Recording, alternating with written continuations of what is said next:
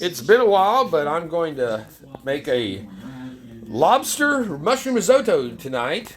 I got these lobsters marked down at Walmart. These are big tails, uh, on for the, less than $5 a piece. Got to get on those. I got my arboreal rice, my wine, the mushrooms. Those are our vegetables from the parade this weekend. A shallot, a lemon, and a yellow onion that'll go in that.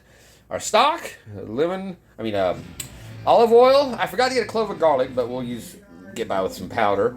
And then my grated Parmesan cheese. I know so the purists will say you should get a block of cheese, but I'm happy with that for what we're doing tonight on our discount lobster. And like I said, I've only done this. I've only made risotto a few times, and it's always come out okay. So we're going for really good tonight. And the other thing, if you make a lobster risotto, you're supposed to use a seafood broth. But we're going with the mushroom, and we're going to use a chicken stock, and we'll add our lobster at the end, and then some of it I'm going to just serve on top as well, because we want that full lobster. You cook the lobster first, you cook the mushrooms first, then you do the risotto, and add it after it's done. So we'll do it. We'll see how this comes out. All right, well, I've got my mushrooms. We're cut up. I went ahead and cut them up. I start out frying them basically in olive oil. I don't put a cover on it because you don't want the moisture to form. And now that they're cooked down to where I want them, because like you saw they were pretty big. Now we go ahead and hit them with a good dose of garlic powder. And yeah, remember this is going in with the risottos. So even though when I don't have mixing them up, I douse them almost that hard, because garlic powder you can hit it pretty hard and not. But you don't want to cook it in too early, because it'll basically burn, scorch your garlic, and harshen your flavor even on garlic powder. So we'll let those simmer a little bit, but all that's going to go in. All that butter and oil is going to go in with our risotto.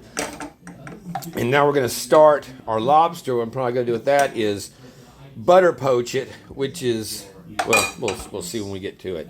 But instead of boiling it, we're going to cook it in butter and then add that to the risotto as well to get a little more garlic, lobster flavor in our stuff. And just to show you guys, these are raw, cold water lobster, product of USA, wild caught in the North Atlantic. So that's pretty good.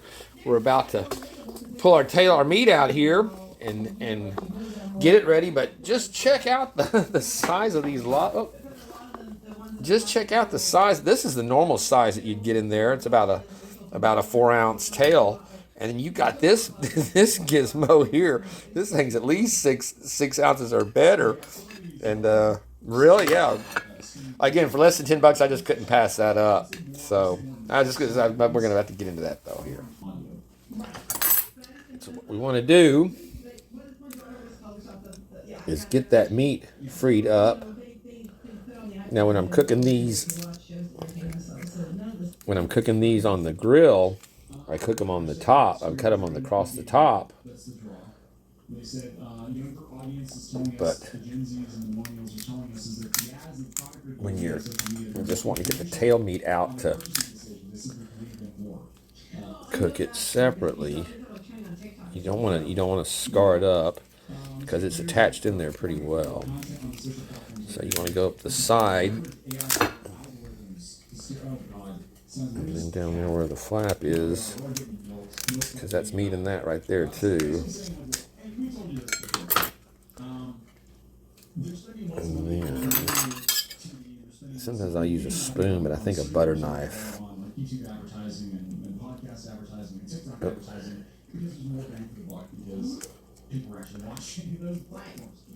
If I was just going to boil these, I would do it in the shell. Maybe if I make another cut, I just don't want to cut and mess up the meat. I'm going to cut one of them up anyway into bite-sized chunks. And then the other one I was going to put on top of the risotto. We were going to split it and take out that, just like with the shrimp, when you devein the shrimp.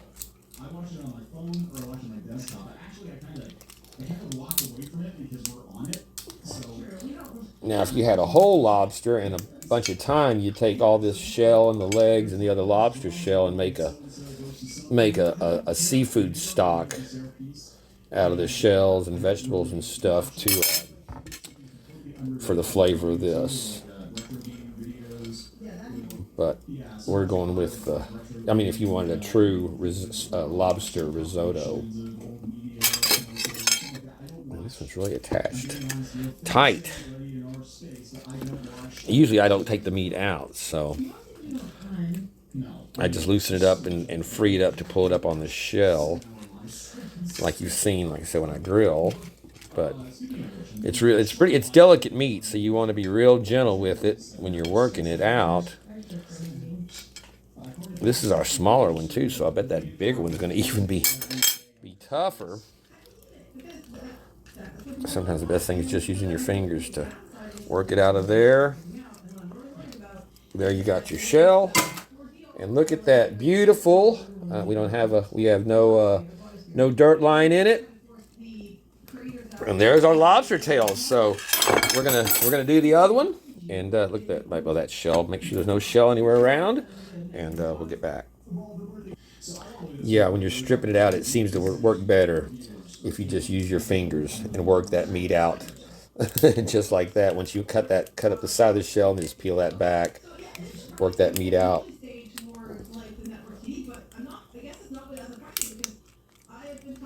And that way you don't tear it up. And like I said, if you're just gentle with it.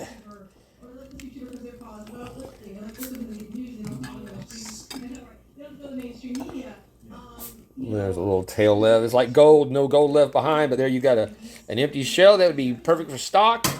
But even more impressive is that beautiful, look at that, that's the big one. That is a hell. $5, would you pay $5 for that piece of lobster? I'll buy that for $1. For you guys dating back to RoboCop. Let's see, make sure there's no. Nope. Oh, yeah, there is a little bit of a line right there.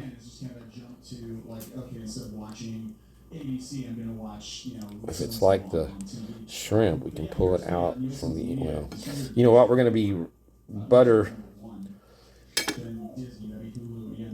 See how thick that is compared to the shrimp. Let's go ahead and check this one again, make sure that it's, I think I pulled it out when I took the shell out like it went from the other end, or they did when they took it out, so that's good. But yeah, since we're going to be butter poaching these, it's better to go ahead and have more area like that to cook it evenly. So we're going to get those right to where they're translucent, and then we're going to pull them off the heat and let them wait, and then we'll add them to our risotto when we get to that point. The risotto is what's going to take, like, you have to stand there and stir this stuff for like 30-40 minutes to get risotto done. They already have it pre-cooked when you see it on Hell's Kitchen, and ready to go for the final stage when they're mixing it up and getting it done for a table in 5 minutes, 3 minutes on risotto. No, risotto takes a long time. And unlike regular rice that you rinse before, especially down here, everybody cooks rice, you rinse your rice before you cook it to rinse the starch off. But on the arboreal rice, to make the creaminess of what risotto is known for, that is actually the starch that rice, because you can see that rice is much fatter and plumper than your normal white rice would be, or your brown rice, or any other rice, normal grain rices. So this is specifically what you use when you make risotto, because you get that creamy consistency out of it. And it's tricky not to get it too dry or to make it too watery, which if you've seen Hell's Kitchen, you know they have a big issue with that a lot of the time. So, all right, well, we're going to get these in the refrigerator, and we'll be back. Or no, we're going to get these poaching, and we'll be back. I split focus when I only planned on doing the one lobster tail, and I had my butter heating up for the poaching, and I was holding it on low, and and I forgot about it. It was blackened even on low. So we're supposed to keep that temperature. If you were doing this the way poached buttered lobster is, you'd keep it like at between 185 and 187 degrees. But it's like brim mole or something like that they call it, because it makes the butter sauce that you coat that ends up with this for a poached lobster, traditional French style. But we're just doing it because it's better with butter. and we're going to use it. Like I said, we're going to incorporate that into our risotto. So we're going to cook this. We're going to poach this for about 7 minutes to get those tails done, and or thereabouts, until they're translucent. And then we will put those to the side as well, and then add them to our risotto and heat them back up when we're done. Next, we're going to get our pan going with our oil and our vegetables and get our rice started on that procedure once we get done with these and get them tucked away. So there we go. Tell you this, guys, this stuff's a procedure when you want to make even just basic risotto. It's the same thing, except you don't have to do this. You wouldn't have to put mushrooms in it. It would just be rice.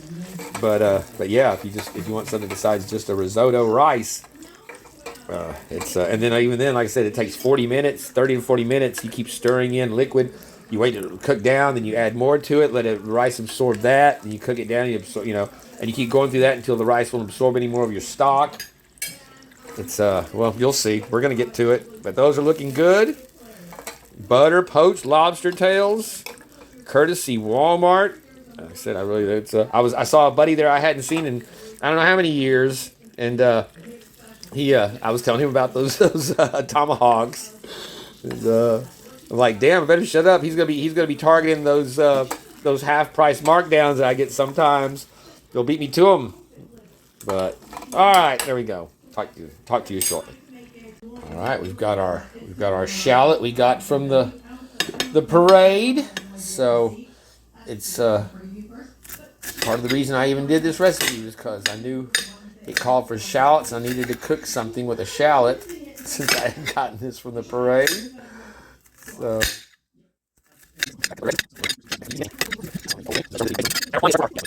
all right, well, we're about ready to crank up that rice base. I've got a couple of tablespoons of olive oil in there.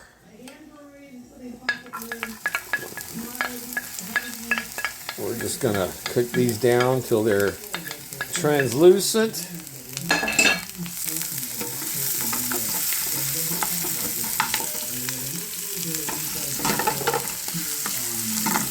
This is also where you'd put in your clove of garlic chopped up if you were remembered to get your garlic.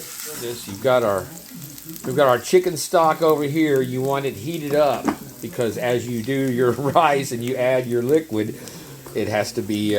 You don't want to add cold liquid to stop the cooking of your rice as you're stirring it in. Well, here we go. We've got our.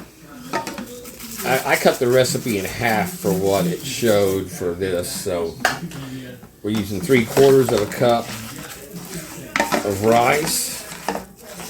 And we want to coat it with that oil, and then once that's all absorbed in, we want it to get translucent, a little bit of translucence around the edges. And that's when we want to kick in the wine.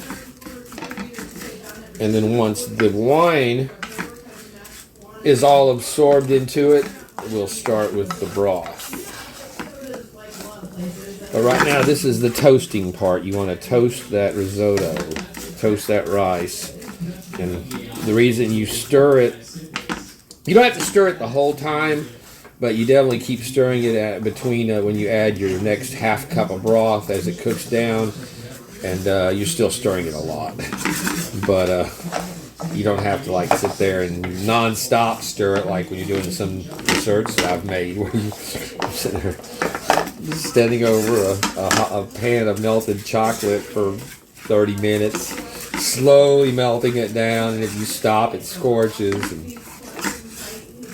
But this is the important part because you do not want to scorch this. We've got our fire at about low, medium low.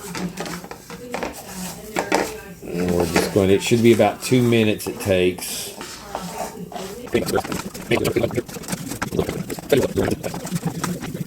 Yeah, we're at 4 minutes now.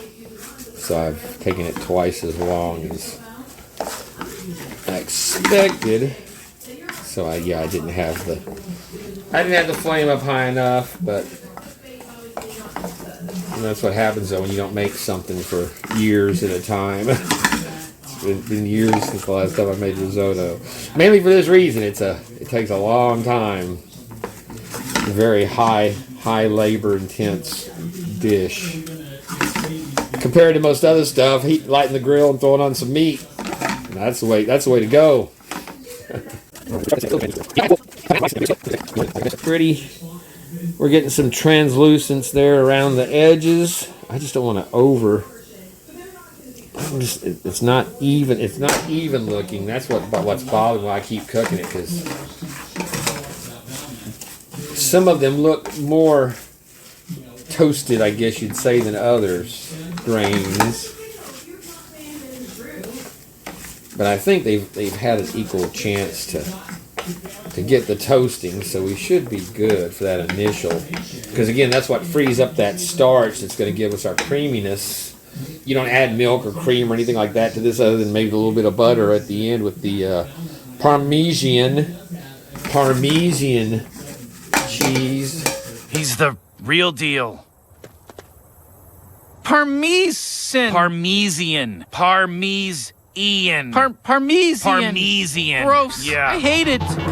All right, we're calling that. That was me, Gizmo. Calm down. We're going to call that toasted. This is where we're going to add our wine.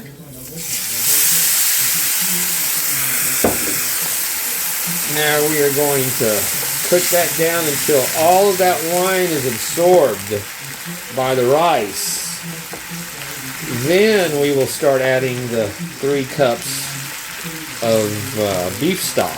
Of chicken stock to it.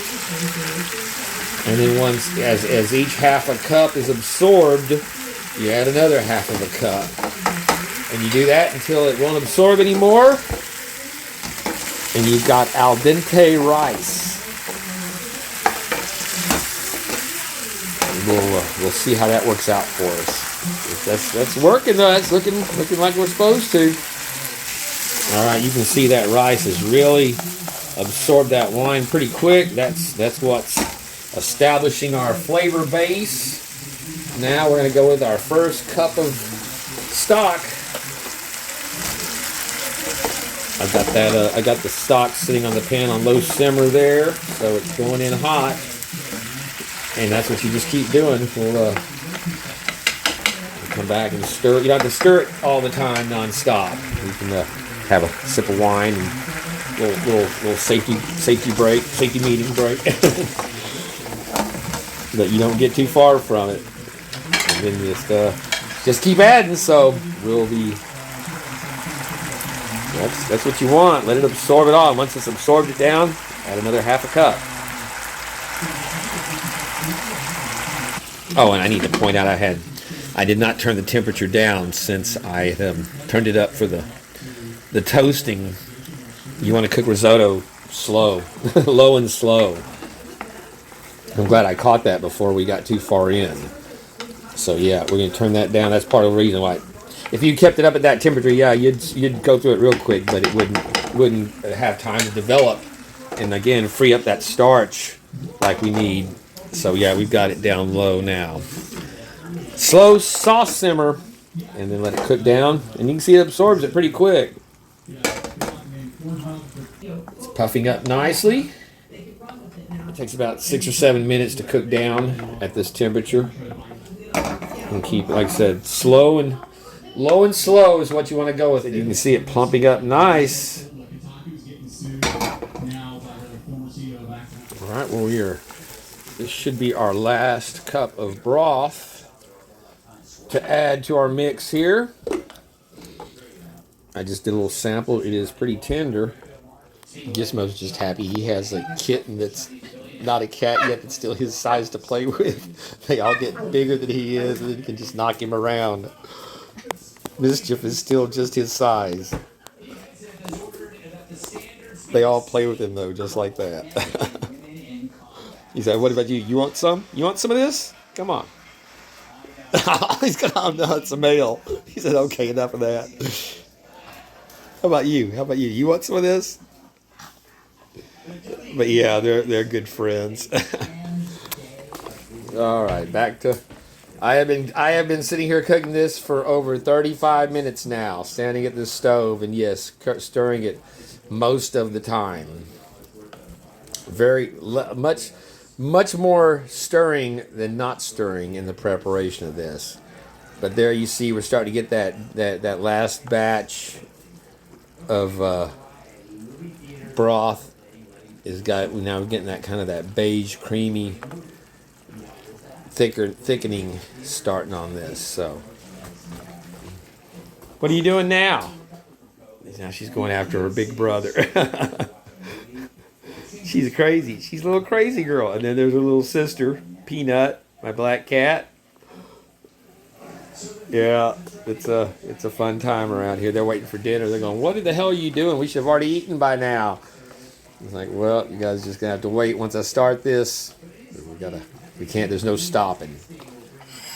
So we're gonna go ahead and slice this one up into nice bite size. We don't want it to get lost in our risotto, but we don't want it too big. I was gonna just do one of them, but I think we're gonna go add. And that I could eat that just the way it is right there.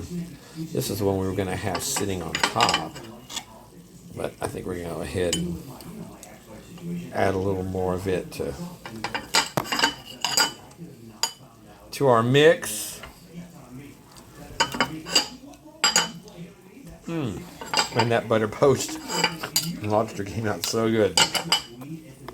I added a little more liquid to it, because we're not quite there after the 3 cups. So yeah, the recipe called for 6 cups if you don't cut it in half of broth. So I just heated up all of that I had to make sure that I was gonna have plenty. It's supposed to be soft. It's almost there, with those little kind of burst where they burst in your mouth. I think we're still just a little bit thick though. So we'll add one more good scoop into it before we top off with our mushrooms and our lobster. And we'll just set that big piece in there on top to heat up with the rest of it, kind of mix it in, and then we'll find it whole once it's yeah, that's a really good flavor just to be straight risotto with no other flavors in it other than olive oil and our shallots, chopped shallot, and wine. Yeah, of course. And we've also still got our lobster. I think we're going to go ahead and add that in now, because that's what's going to break it down and give us that extra creaminess, is that butter in there with that lobster flavor. And we've got our mushroom or olive oil is going to be added to it as well when we cook that in. So, but I think that's probably all we needed right there, was that poached butter with that lobster flavor in it. Well, let's go ahead. We are already close enough. We're gonna go ahead and put in our mushrooms and that parmesan, and another pat of butter to it, and stir that in at the very last. Now we can let that cook down a little bit more with that mushroom. But you can see how creamy it is now. Where that starch, once that starch is released out of those rice grains, it really. When the first time I made this, I was wondering, well, where's the cream? Where do I add how does it get creamy? And it's like, no, it's the creaminess comes from the starch.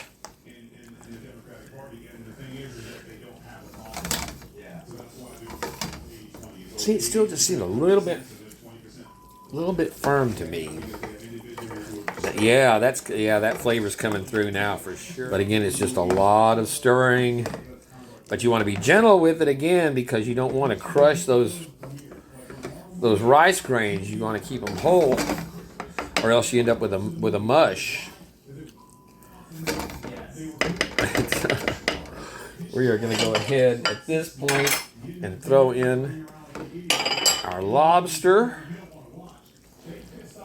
See, it's really not that much lobster for this amount where you're going to get like lobster in every bite. But between the lobster and the mushrooms, it will, again, now you want to be very easy on it because we don't want to crush our lobster or break it up. We just want to give it a chance to warm up in there with that. And we're going to throw our other chunk right there on the side. How's that look for a lobster risotto? Y'all saw, I'll put a link in there for when we did Chef Ramsay's Hell's Kitchen risotto. And for frozen dinner, I thought it was pretty good. That is tender. That is, let's see.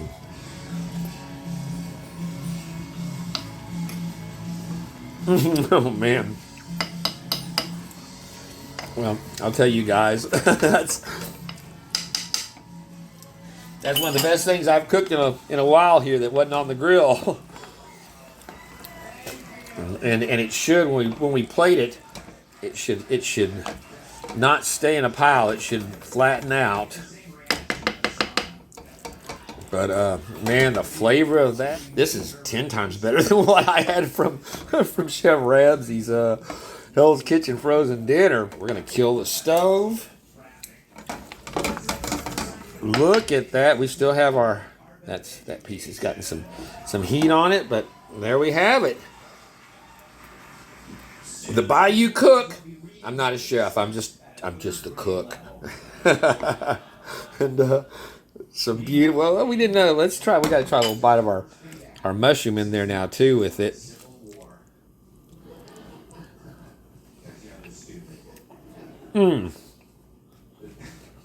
The earthiness, and then that, y'all saw how much garlic I hit those mushrooms with. It held on because we didn't have them in here that long. All right, let's try one with all the mushroom, lobster, and risotto.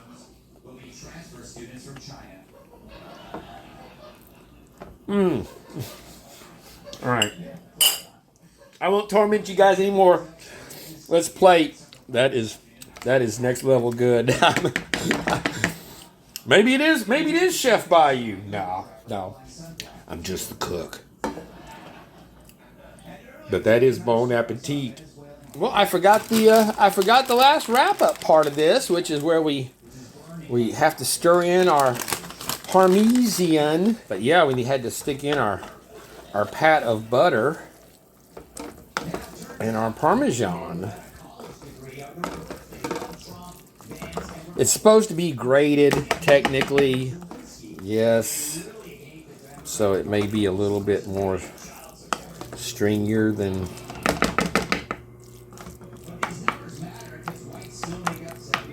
it would be otherwise. I think it's good. I think it'll be okay. All right, it's our moment of truth. Let's see how we look on the plate.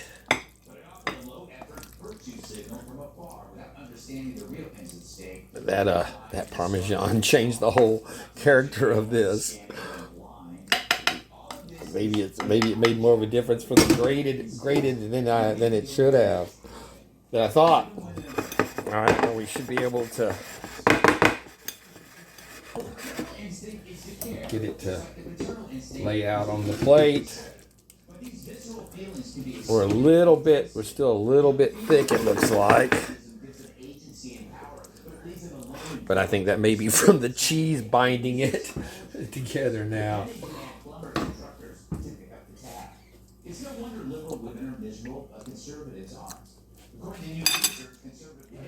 Oh, and I almost forgot, we got to finish off with our fresh chives. off our plant out there on the Gold Station. I didn't have any parsley, so we're going with the some celery. So there we have it, our beautiful mushroom lobster risotto. And let's just go ahead and we'll get one of our pieces here that isn't cooked in.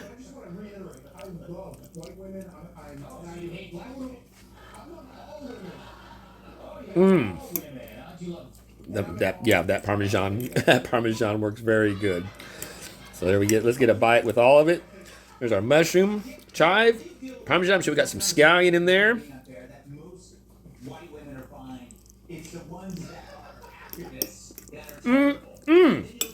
Wee doggy.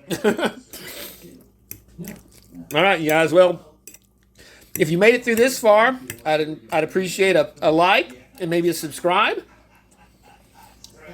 Copy the recipe. Let's see your version. Oh my God, that is so good. Like I said, the earthiness of the. When you say earthy, you think like a mushroom, like musty, but it's really not even earthy. It's a freshness from this rice and this dish. That I don't know. It's the best, definitely the best risotto I have ever made. Although I've never done it with lobster, but I have done it plain and with mushroom. But not all of these ingredients together to make it what this is. So, all right. Well, the torment is over, my friends. That one more. Look at that beautiful translucent. That's what you want when your lobster is perfectly cooked. Not chewy, but firm. I recommend doing this for yourself if you like a treat.